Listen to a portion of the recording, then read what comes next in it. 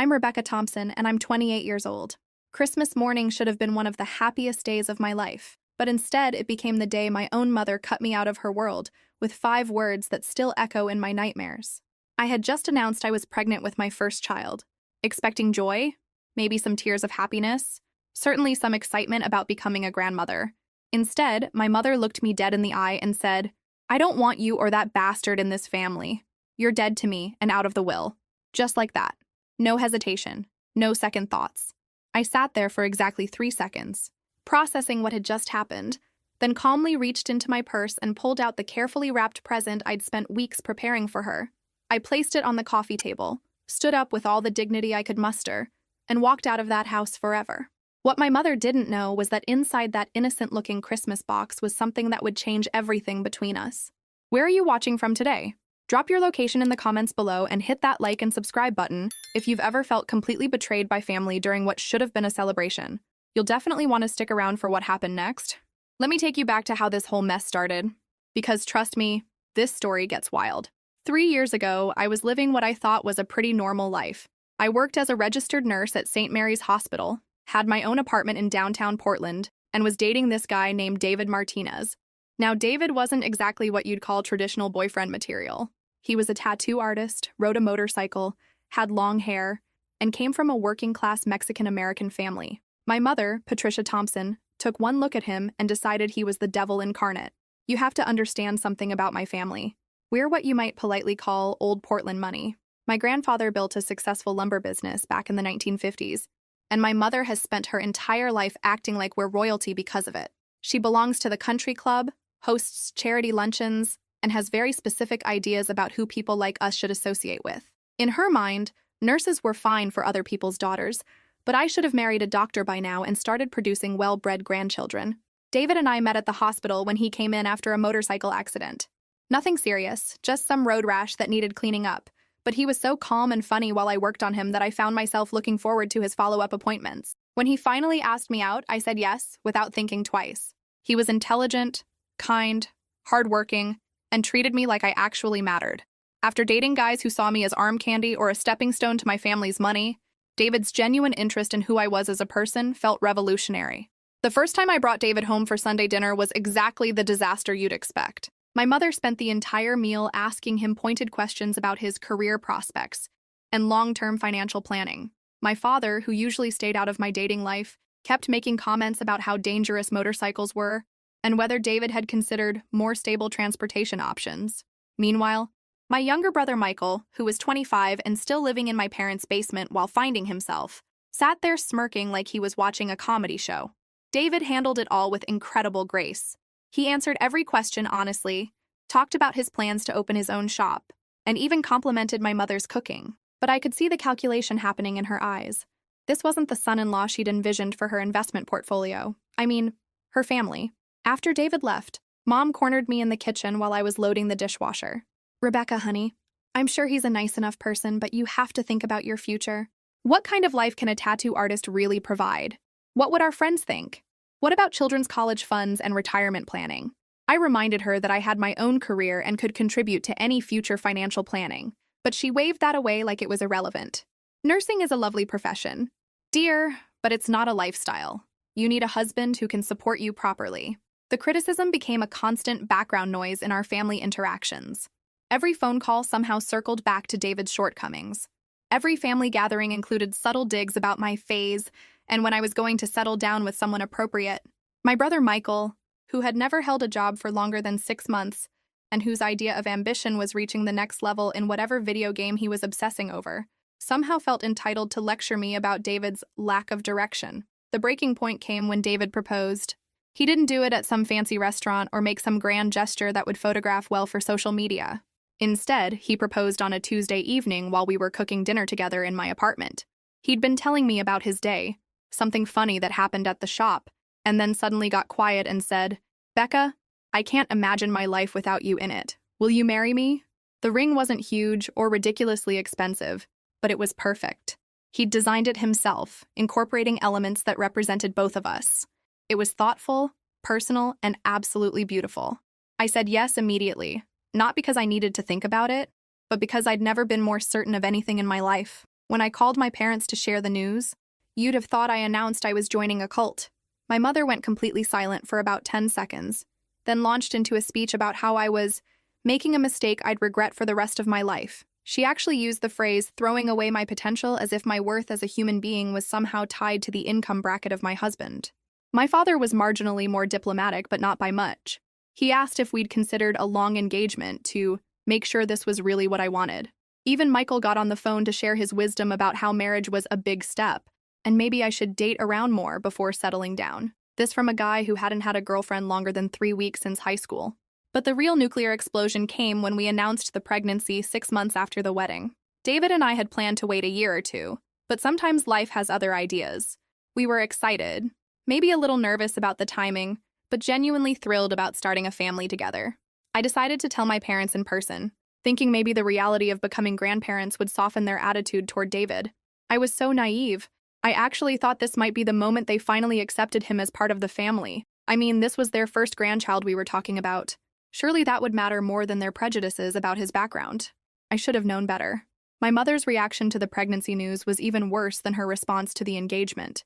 She didn't congratulate me. She didn't ask about due dates or baby names or whether I needed anything. Instead, she immediately started calculating how this would affect the family's reputation and whether people would think I had to get married. The fact that we'd been married for 6 months seemed irrelevant to her.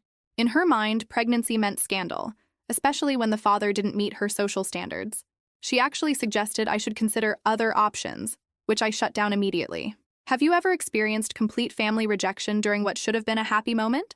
Let me know in the comments, because I'm starting to think toxic families are more common than we admit. The months leading up to Christmas were increasingly tense.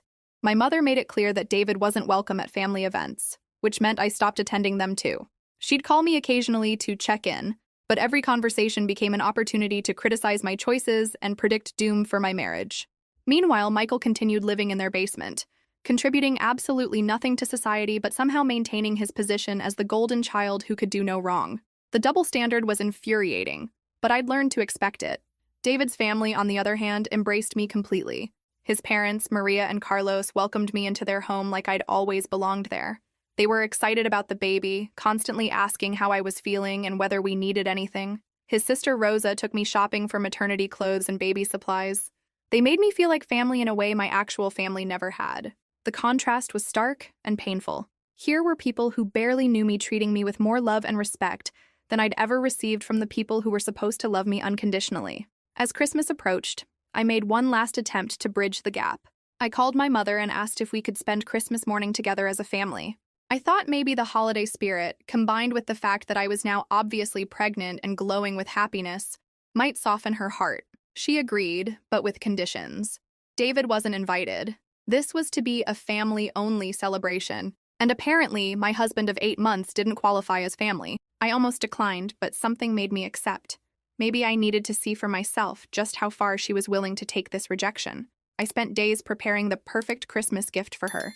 Not just any gift, but something that would communicate everything I couldn't say out loud.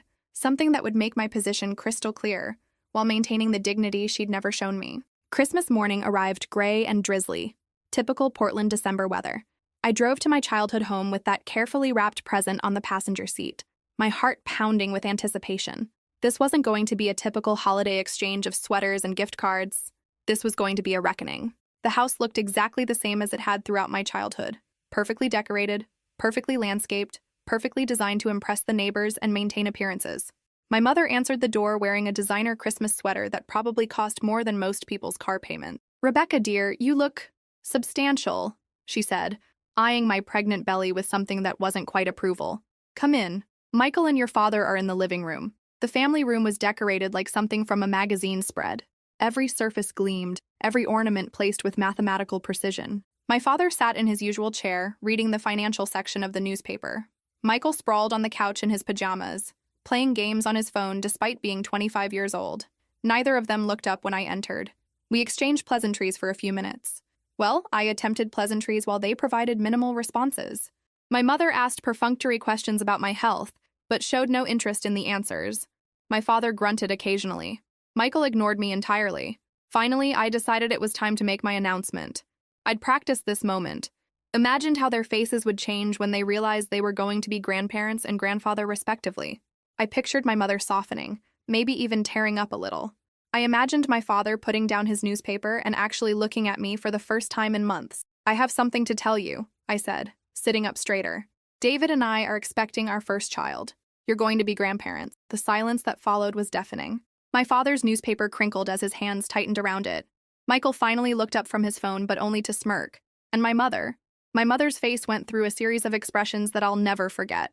Surprise, calculation, disgust, and finally cold fury. "I don't want you or that bastard in this family," she said, her voice perfectly calm and controlled. "You're dead to me, and out of the will." Those words hit me like a physical blow. Not because I cared about the money, though that stung too, but because of the finality in her voice. This wasn't anger or disappointment. This was complete rejection of me and my unborn child. For a moment, the room felt frozen in time. My father continued hiding behind his newspaper, refusing to meet my eyes. Michael went back to his phone as if nothing important had happened. And my mother sat there looking satisfied, like she'd finally solved a problem that had been bothering her. But here's the thing about being rejected so completely. It clarifies everything. All those years of trying to please her, trying to fit into her vision of who I should be, trying to earn her approval, suddenly seemed pointless. She'd made her choice, and now I was free to make mine. I reached into my purse and pulled out her Christmas present. I'd wrapped it in beautiful paper, tied it with an expensive ribbon, made it look like the perfect gift from the perfect daughter. I placed it carefully on the coffee table in front of her. "This is for you," I said quietly. "Merry Christmas, Mother."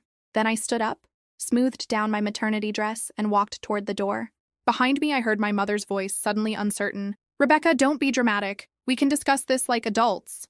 But I was done discussing anything with people who had already made up their minds about me. I walked out of that house knowing I would never return as their daughter, begging for acceptance. When I came back, it would be on my terms. What I didn't see, but heard about later, was what happened when she opened that box. According to Michael, who called me 3 hours later in a panic, my mother started screaming the moment she lifted the lid. She screamed so loud that the neighbors called the police thinking someone was being murdered. Inside that beautiful Christmas box was a single ultrasound photo of her grandchild, and a handwritten note that read, "This is the grandchild you'll never know. Merry Christmas from the family you rejected." The screaming continued for nearly 20 minutes. The phone call from Michael came exactly 3 hours and 14 minutes after I walked out of that house. I was sitting in my car in the hospital parking lot trying to process what had just happened when my phone rang. His voice was shaky, almost panicked, which was unusual for someone who normally couldn't be bothered to show emotion about anything. "Rebecca, what the hell did you put in that box?" he asked without even saying hello. "Mom's been screaming for 20 minutes straight. Dad called 911 because he thought she was having a heart attack. The neighbors are all outside trying to figure out what's going on. She won't stop saying the baby, over and over again." I felt a cold satisfaction settling in my chest. I put exactly what she deserved. Michael. A reminder of what her choices cost her. What does that even mean? She's completely losing it. Dad's trying to get her to take one of her anxiety pills, but she won't listen to anyone. She keeps staring at this ultrasound picture and crying. I've never seen her like this. Maybe she should have thought about that before she decided to cut her pregnant daughter out of the family, I replied calmly. "Did you think there wouldn't be consequences for treating people like garbage?" There was silence on the other end, then Michael's voice came back smaller, uncertain. "Look, I know things got heated in there, but maybe if you came back and talked to her when she calms down." I almost laughed. Almost. "Michael, she didn't get heated. She didn't say something in anger that she'll regret later. She looked me in the eye and told me I was dead to her.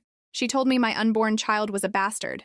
That's not something you take back with an apology and a family dinner." "But your family," he said weakly, and I could hear how hollow those words sounded even to him. "No, I was family. Now I'm just the daughter who finally stopped pretending that love should hurt this much." I ended the call and turned off my phone. What do you think will happen next? Will Rebecca's mother try to fix things? Or will this family split become permanent? Drop your predictions in the comments below. David found me 2 hours later, still sitting in that parking lot. He didn't ask questions, just got in the passenger seat and held my hand while I told him everything that had happened. When I finished, he was quiet for a long moment. "I'm sorry," he said finally. "I'm sorry that my existence in your life cost you your family." That's when I started crying. Not for my mother's rejection or my father's cowardice or Michael's indifference, but because this amazing man was apologizing for something that wasn't his fault. "Don't you dare blame yourself for their bigotry." I managed through the tears. "You didn't cost me my family. They chose to throw me away rather than accept that I found someone who actually loves me. The next few weeks were a blur of pregnancy symptoms and emotional processing. I was now 15 weeks along, starting to show clearly, and dealing with morning sickness that seemed to think it could happen at any time of day. David was incredible through all of it, bringing me saltines and ginger ale, holding my hair when I was sick, and somehow managing to make me laugh even when I felt terrible. His family stepped up in ways that constantly amazed me. Maria, his mother, started calling me every few days just to check in, not to pry or criticize, but to genuinely ask how I was feeling and if I needed anything. Carlos, his father, spent a weekend building a crib in their garage, insisting it was practice for when he built one for our house. Rosa dragged me shopping for baby clothes, gleefully buying tiny outfits in every color except blue or pink because we'd decided to wait to find out the gender. The contrast with my biological family was stark and painful. No calls, no texts, no acknowledgement that I existed. It was like I'd been erased from their lives as completely as they'd been erased from mine. 3 weeks after Christmas, my mother made her first attempt at contact. Not to me directly, of course, because that would require admitting she might have been wrong. Instead, she called my best friend Sarah, who I'd known since nursing school. "Your mother wants me to tell you that she's worried about you," Sarah reported during our weekly coffee date. "She says she's concerned about your health and the baby's health, and she thinks you're making decisions based on hormones rather than logic." I nearly choked on my latte. She's concerned about the baby's health? The same baby she called a bastard and said she never wanted to meet? "I'm just telling you what she said," Sarah replied carefully. She also mentioned something about family therapy. She thinks maybe if you all sat down with a professional— "Sarah, I love you, but I need you to understand something. This isn't a misunderstanding that can be fixed with therapy. She didn't accidentally hurt my feelings. She made a deliberate choice to reject me and my child based on her prejudices about my husband. There's nothing to work through except her own bigotry." "But she's your mother," Sarah said, falling back on the same argument everyone seemed to think was magical. "Being someone's mother doesn't give you the right to treat them terribly and expect forgiveness," I replied. "Being someone's mother means you're supposed to love them unconditionally, not set conditions they have to meet to earn your acceptance." My pregnancy progressed beautifully despite the family drama. At 20 weeks, David and I found out we were having a daughter. We cried together in that ultrasound room, staring at the screen showing our tiny girl sucking her thumb. David immediately started talking to my belly, telling our daughter about all the places he wanted to take her and all the things he wanted to teach her. That night, lying in bed with his hand on my growing bump, I felt something I hadn't expected. Relief. This little girl would grow up knowing she was wanted and loved exactly as she was. She'd never have to earn acceptance or meet impossible standards to be worthy of her parents' love. She'd have David's warmth and creativity and my determination and independence. Most importantly, she'd have both of us, united and committed to giving her everything we'd never had. The birth was intense but uncomplicated. Lily Rose Martinez Thompson arrived 3 days before her due date, weighing 7 pounds and 2 ounces, with her father's dark hair and what looked like my stubborn chin. David cried when they placed her on my chest. I cried when she wrapped her tiny fingers around his thumb. Even the nurses were tearing up at how completely smitten he was with his daughter. The first few months of Lily's life were exhausting and magical in equal measure. David threw himself into fatherhood with the same passion he brought to everything else. He learned to change diapers with the precision of a surgeon, figured out how to make bottles one-handed while holding a fussy baby, and somehow managed to function on 3 hours of sleep while still working full-time to support us.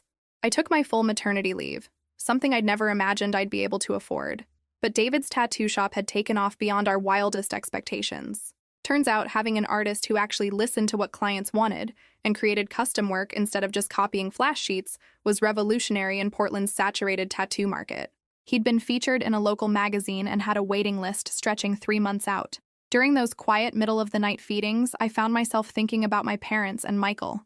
Not with anger anymore, but with something closer to pity. They were missing this incredible little person who smiled at everyone she met, who had David's infectious laugh, who was already showing signs of being as stubborn as her mother. Their prejudice was costing them the chance to know their granddaughter, and that was their loss, not ours. When Lily was 4 months old, my mother made another attempt at contact. This time she called my workplace, somehow tracked down my supervisor, and tried to convince her that I was having postpartum mental health issues and needed family intervention. My supervisor, Dr. Jennifer Walsh, was not impressed. "Your mother seems to think you're unstable and making poor decisions about your child," Dr. Walsh told me when I returned to work part-time. I told her that as far as I could see, you were one of the most level-headed new mothers I'd ever worked with, And if she was genuinely concerned about your welfare, she should try talking to you directly instead of going behind your back. What did she say to that? I asked, though I could guess. She hung up on me. Dr. Walsh replied with a slight smile. For what it's worth, Rebecca, I've worked with hundreds of new mothers, and you're handling everything beautifully. That little girl is lucky to have you as her mom. I was promoted to charge nurse 6 months later, partly because I'd earned it through years of excellent work, but also because my experience juggling motherhood and nursing had somehow made me even better at managing the chaos of a busy hospital floor. The raise meant David and I could start looking at houses instead of renting our small apartment. Everything changed the day Michael showed up at our new house unannounced. Lily was 8 months old, crawling everywhere and getting into everything, when I heard the doorbell ring. David was at work, and I was on my day off, so I answered the door with Lily on my hip. Michael looked terrible. Thinner than I'd ever seen him, stubble covering his usually clean-shaven face, wearing clothes that looked like he'd slept in them. But what shocked me most was the expression on his face when he saw Lily, pure wonder, followed immediately by something that looked like grief. "Oh my God," he whispered. "She's beautiful. She looks just like you did when you were a baby." I didn't invite him in, but I didn't slam the door either. "What do you want, Michael?" "I need to tell you something," he said, not taking his eyes off Lily, who was staring at him with curious baby intensity. "About Mom and Dad, about what's been happening since you left. If this is some attempt to guilt me into reconciling—" "No," he said quickly. "It's not that. Rebecca, they're getting divorced." That stopped me cold. My parents had been married for 32 years. They'd built their entire identity around being the perfect couple with the perfect life. "What are you talking about?" "It started right after Christmas. Dad couldn't handle how Mom treated you. He kept saying she'd gone too far, that cutting off a pregnant daughter was unforgivable. They started fighting constantly. Mom insisted she was protecting the family reputation. Dad said she was destroying the family. It got ugly fast." Michael shifted his weight, looking uncomfortable.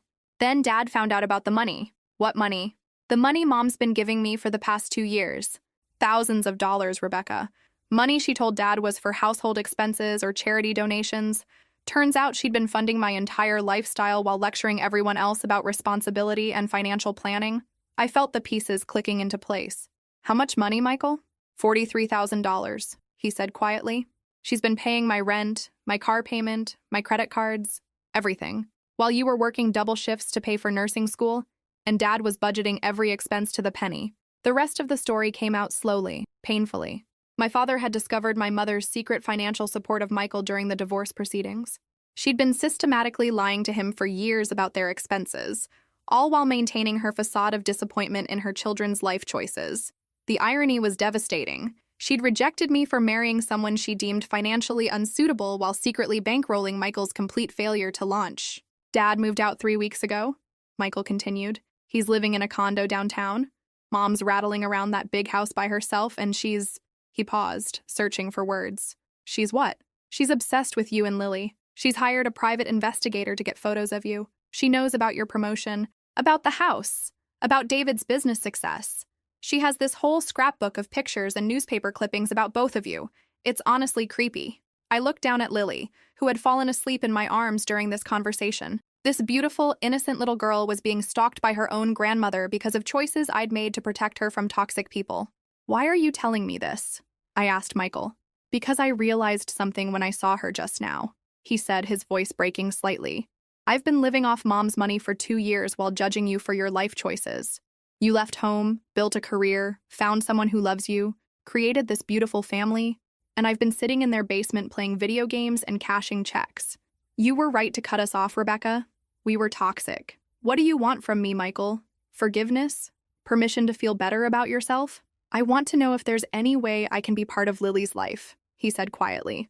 "I want to be the uncle she deserves, not the disappointment I've been as a brother. I'm getting my own apartment next week. I found a job. I'm finally growing up, and I'd like to do it with some connection to my family that doesn't involve lies and manipulation." I studied my brother's face, looking for signs of the manipulation I'd grown up with. Instead, I saw genuine remorse and something I'd never seen from him before: accountability. "You can start by respecting my boundaries," I said finally. "No information goes back to Mom. No updates about Lily, no photos, no stories about our lives. If you want to be part of this family, it's completely separate from them." "Understood," he said immediately. "And you prove you've changed through actions, not words. One mistake, one betrayal, One attempt to manipulate me back into that dysfunction, and you're done. Forever. I understand, he replied. Rebecca, I know I can't undo the damage, but I want to try to be better. 6 months later, Michael had kept every promise he'd made. He'd moved into his own place, gotten a steady job, and slowly begun building a genuine relationship with David and me. He was awkward with Lily at first, but she seemed to bring out something good in him. Watching him on the floor, teaching her to stack blocks, I saw glimpses of the brother I'd hoped for but never had. My parents' divorce was finalized that spring. According to Michael, my mother had to sell the family home to pay the settlement. My father reached out once through a lawyer, asking if he could establish some kind of relationship with his granddaughter. I considered it carefully, then declined. Too much damage had been done, and I wasn't willing to risk Lily's well-being for his regrets. As for my mother's obsession with tracking our lives, I handled that with a restraining order and a very clear message delivered through my attorney. The stalking stopped immediately. David and I renewed our vows on Lily's first birthday, surrounded by his family, Michael, and the friends who had supported us through everything. As we promised to continue choosing each other every day, I looked out at our small but genuine gathering and felt complete. The little girl who once screamed for 20 minutes about a grandchild she'd never known now had a family who would never question her worth. And sometimes, that's exactly the Christmas miracle you didn't know you needed. If this story resonated with you, make sure to like and subscribe for more stories about finding your real family when your biological one fails you. Remember that choosing yourself isn't selfish, it's survival.